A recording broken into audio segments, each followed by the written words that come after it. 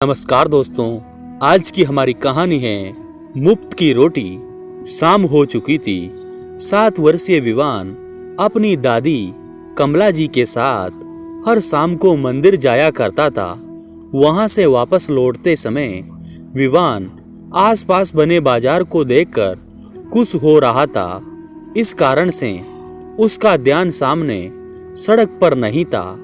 इतने में वह पत्थर से टकराकर गिर गया। गिरने से उसके घुटनों पर हल्की फुल्की चोट आ गई। यह देखकर दादी का तो कलेजा ही मुंह को आ गया। उनकी आंखों में से आंसू बहने लगे। अपनी दादी को रोता हुआ देखकर विवान बोला, अरे दादी, आप रोती क्यों हो? हल्की फुल्की चोट ही तो आई है। अब ये तो छोटी मोटी बात है, क्योंकि गलती तो मेरी ही थी। मैं ही रोड पर नहीं देख रहा था। विवान की बात सुनकर दादी अपने आंसू पोंछकर हल्के से मुस्कुरा दी, पर अभी भी उनके चेहरे पर घबराहट थी।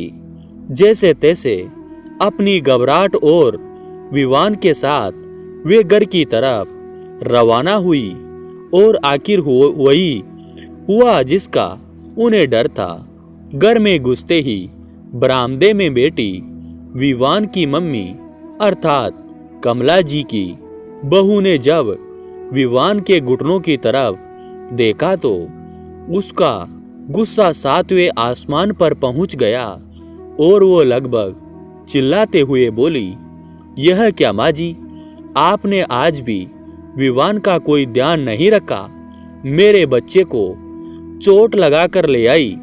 आखिर ध्यान कहाँ रहता है आपका? कितनी बार कह रखा है कि जब भी विवान को लेकर जाए तो उसका ध्यान रखिए, लेकिन नहीं, आप तो अपनी मौज मस्ती में लगी रहती हैं। लग गई होगी जरूर अपने किसी पड़ोसी या दोस्तों के साथ बातचीत करने में। गलती मेरी है जो मैंने उसे आपके साथ भेज दिया। अपनी बहू की बातें सुनकर कमला जी की आंखों में आंसू आ गए। वह इससे पहले कि कुछ कहती, उनकी बहू ने दोबारा चिल्लाना शुरू कर दिया, अब अपने यह झूठे मगरमच्छ के आंसू बहाना बंद कीजिए। सब जानती हूं मैं आपके नाटक। नहीं मम्मी, दादी की तो कोई गलती ही नहीं थी। वह तो मेरी गलती थी कि चुप कर ज्यादा अपनी दादी का पक्ष लेने लगा है। और आप मेरे बच्चे को भड़काना बंद कीजिए।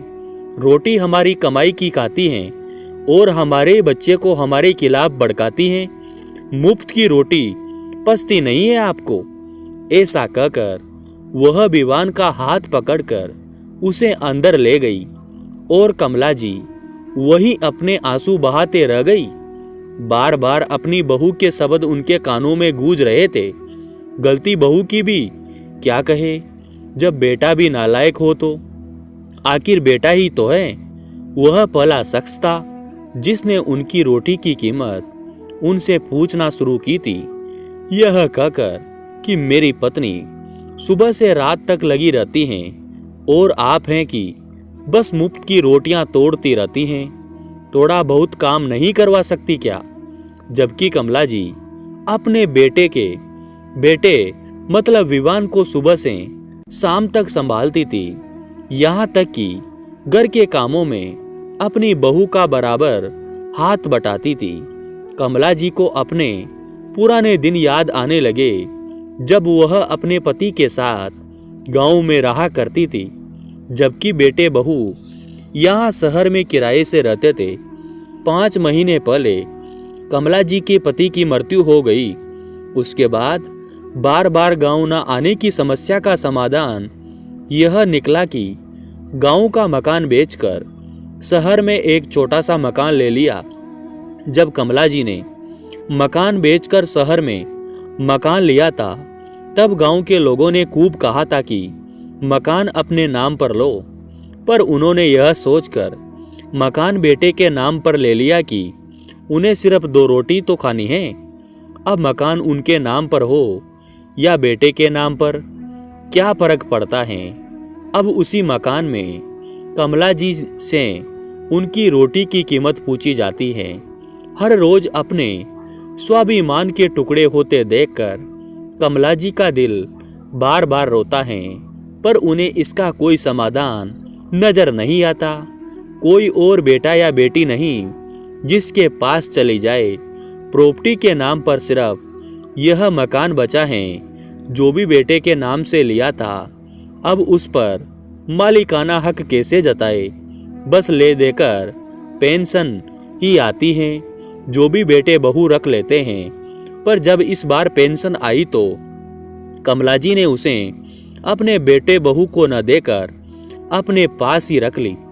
इस पर भी बेटे बहू ने काफी बकेड़ा खड़ा कर किया, पर इस बार कमला जी टूटने को तैयार नहीं थी। माँ, आखिर तुम इस पेंशन का करोगी क्या? घर का सामान डलवाना है, आप चुपचाप से पैसा दे दीजिए। नहीं, इस बार नहीं, बहुत सुन लिया मैंने। घर का राशन मेरे पैसों से आता है और मुझे ही ताने सुनाए जाते हैं कि मैं मुफ्त की रोटी तोड़ती हूँ। बस बहुत हुआ, अब और नहीं। अच्छा, तो अब आप हमारे खिलाफ खड़ी होगी? हाँ, क्यों नहीं, आखिर मेरा स्वाभिमान है। क्या उम्र के साथ स्वाभिमान खत्म हो जाता है? मैं भी देखूं फिर आप इस घर में कैसे रहती हैं। यह घर मेरा है, मैं जब चाहे आपको घर से निकाल सकता हूँ। ऐसा करने की सोचना भी मत, इतनी कमजोर भी नहीं हूँ मैं। सुन लिया अपनी माँ को? देखा कैसे केची की तरह जबान चलाती है इनकी। मैं कहती हूँ निकालो इन्हें अभी इसी वक्त। बस बहू, बहुत हो गया, बहुत बोल लिया तुमने और बहुत सुन लिया मैंने।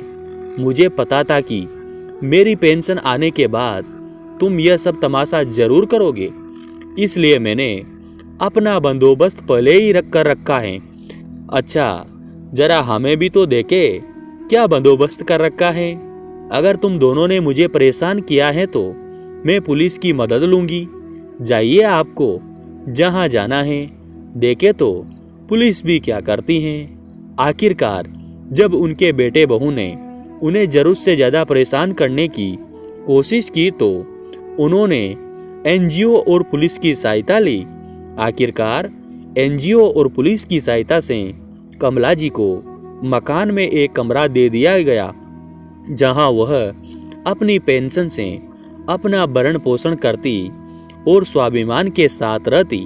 साथ ही साथ उनके बेटे बहू को ताकीद कर दिया गया कि अगर वह दोबारा उन्हें परेशान करते हुए पाए गए तो उनके खिलाफ एक्शन लिया जाएगा।